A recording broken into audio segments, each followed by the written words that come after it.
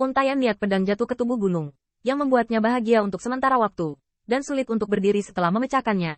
Seperti yang dikatakan Qin Yichen, kesuksesan sepenuhnya bergantung pada kemampuannya. Tetapi batu emas terbuka, sangat mudah untuk menghancurkan jalan bumi dan awal dari jalan emas. Dapat dikatakan bahwa langkah selanjutnya adalah langkah yang menyedihkan. Tetapi jika tidak ada langkah awal, dengan kebijaksanaan San Zongyu sendiri, saya khawatir saya tidak tahu harus berbuat apa. Untuk menyadari dari diri sendiri.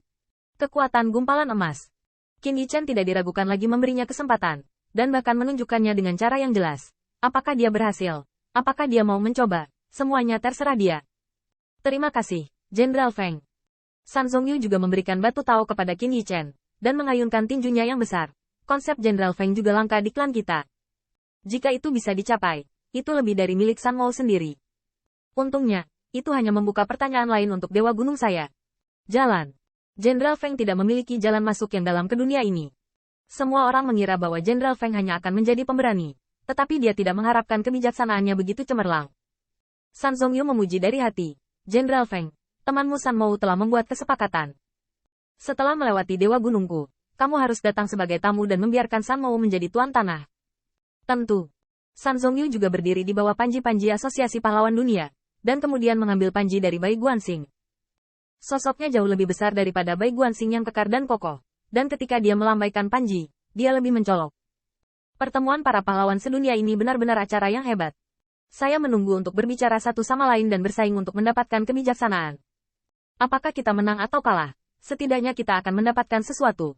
Ini lebih baik daripada bertarung. Qin Yichen tertawa dan berkata, ada kebutuhan untuk berperang dan membunuh. Tetapi ada juga kebutuhan untuk berbicara tentang Taoisme. Feng hanya berharap bahwa ketika membahas Taoisme, Anda dapat memperlakukan satu sama lain dengan terus terang, dan Anda harus berusaha sekuat tenaga untuk berperang dan membunuh. Adegan ini menyebabkan orang-orang kuat dari semua sisi yang tertarik menjadi tidak sabar. Jika pada awalnya semua orang curiga bahwa Qin Yichen memprovokasi secara terselubung, atau mendambakan Taoisme dari berbagai ras mereka, sekarang Bian Luo dan San Chongyu telah belajar dari mereka. Mereka segera merasa lega. Tentu saja, tidak ada metode wajib di dunia elit, dan siapapun yang tidak ingin berpartisipasi secara alami tidak perlu membuat jalan sendiri ke publik. Tetapi mereka juga tidak memiliki kesempatan untuk saling belajar dengan yang kuat. Aku pergi. Jika San Zongyu, pria besar yang konyol, benar-benar membuka jalan emas seperti yang dikatakan Feng Tianxing, bukankah itu akan agresif? Dulu, aku mengandalkan kecepatan dan kekuatan angin. Pria bertubuh besar ini hanya kalah di depanku. Tapi jika aku memahami Golden Way, itu menyerang dan bertahan. Tidak, kamu tidak bisa kalah dari San Zongyu.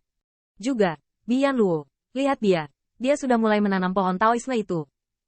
Dari keraguan-raguan sebelumnya, sekelompok orang kuat menjadi sedikit takut tertinggal. Tetapi pada saat ini, mereka melihat raungan kasar dan keras yang menggetarkan kerumunan. Segalanya disingkirkan. Lao Su jelas datang lebih dulu. Dari sumber raungan itu muncul bayangan yang ganas, dan banyak orang kuat yang marah.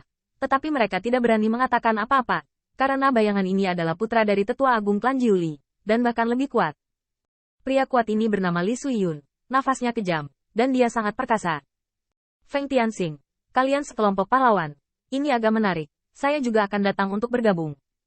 Setelah melihat ini, Bai Guanxing diam-diam mengirimkan suaranya. Tuan, suku Jiuli selalu memiliki keluhan dengan suku manusia di zaman kuno. Aku tahu. Qin Yichen mengangguk diam-diam, dan Li Suiyun juga menatap para dewa. Dan suaranya nyaring dan nyaring. Feng Tianxing, aku mendengar bahwa umat manusia sekarang dilindungi olehmu. Dan umpan kecil ras Bais ini juga telah menjadi pengikutmu. Syukur. Apakah Anda berencana untuk menurunkannya?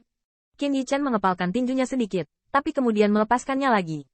Pertempuran antara Jiuli Qiyu dan Kaisar Yan dan Huang juga merupakan pertempuran yang menghancurkan bumi di era primordial. Qin Yichen tidak punya hak untuk memaafkan atau melupakan keluhan para leluhur. Alasan pertempuran itu adalah untuk memperjuangkan wilayah. Terlebih lagi, dalam pertempuran itu, Kaisar Yan dan Huang menang, dan Qiyu dipenggal. Bahkan Jiuli lah yang menjadi lemah. Namun, seiring berjalannya waktu, klan Jiuli tetaplah seorang kaisar dengan latar belakang yang luar biasa. Qin Yichen menarik napas dalam-dalam. Feng memiliki hubungan dengan umat manusia. Tetapi hari ini Feng hanya berbicara tentang Tao. Jika Bruder Suiyun ingin dianggap sebagai keluhan rasial, dia masih harus memaksakan pada Feng. Bukan berarti Feng tidak bisa ditemani. Mata Dewa Li Suiyun berkedip. Ras saya memiliki musuh dengan ras manusia. Tetapi Anda adalah dewa bawaan dan tidak ada hubungannya dengan Anda. Kamu berbicara tentang Dao. Oke.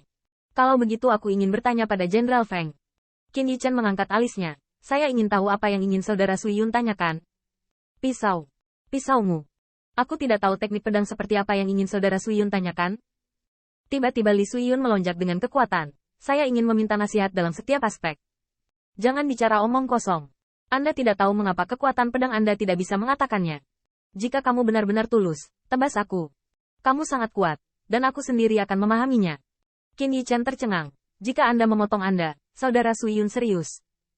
Li Sui Yun sepertinya sedikit tidak sabar. Omong kosong.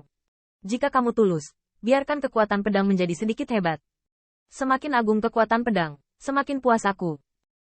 Qin Yichen berpikir sejenak, dan tiba-tiba mengangguk. Oke.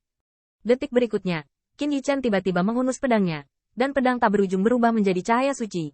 Menebasnya, menelan gunung dan sungai dengan amarah. Tetapi Li Sui Yun tidak mengelak dan mengguncang pedang. Ledakan. Tanda seru. Tanda seru. Setelah cahaya pisau berlalu, Li Sui Yun terhuyung-huyung, dan bekas pisau yang mengerikan dan dalam meledak dari hatinya. Saya melihat mulutnya muntah darah dan sesak napas. Bai Guanxing terkejut. Pria ini datang dan meminta suaminya untuk memberinya pisau. Dia tidak menyangka akan mendapatkan permintaan yang aneh. Qin Yichen juga terkejut. Saudara Sui Yun, kamu. Namun, sebelum kata-kata itu jatuh, dia melihat Li Sui Yun mengangkat telapak tangannya, menandakan Qin Yichen untuk tidak mendekat. Dan kemudian melihat ada pemukulan samar dari daging dan darah di lukanya. Itu adalah detak jantung Tuhan yang mendorong tirani darah dan daging. Boom, boom. Jantung dewa itu berdetak seperti drum, tumpul dan cukup kuat untuk membuat darah Li Sui Yun melonjak, dan luka di hatinya sembuh dengan mata telanjang. 9 Li hati ilahi, tubuh ilahi Jiuli. Klan Jiuli layak menjadi seorang kaisar. 99 dan 81 suku berbaur, dan terus-menerus berusaha untuk membuat tubuh seperti ini. Qin Yichen tidak bisa membantu tetapi mengagumi. Dan ekspresi Li Sui Yun juga berubah. Feng Tianxing, pisaumu juga bagus. Meskipun aku tidak sepenuhnya bertahan, aku juga tahu bahwa pedangmu tidak meledak dengan seluruh kekuatannya. Jika dengan semua kekuatannya, bisakah tubuhku menahan kekuatan pedangmu? Aku benar-benar ingin mencoba. Cahaya haus perang muncul di mata Li Sui Yun. Feng Tianxing, meskipun pedangmu gila, kamu cukup nyata. Kamu benar. Para pahlawan dunia, aku harus menganggapku sebagai Li Sui Yun. Membunuh dengan senang hati saat waktunya bertempur, dan memperlakukan satu sama lain dengan terus terang saat waktunya untuk berbicara. Li Sui Yun mengangkat kepalanya dan tertawa liar dan tiba-tiba meniru dia mengambil sepasang kapak besar. Feng Tianxing, beri saya pisau, dan saya akan membayarmu kembali.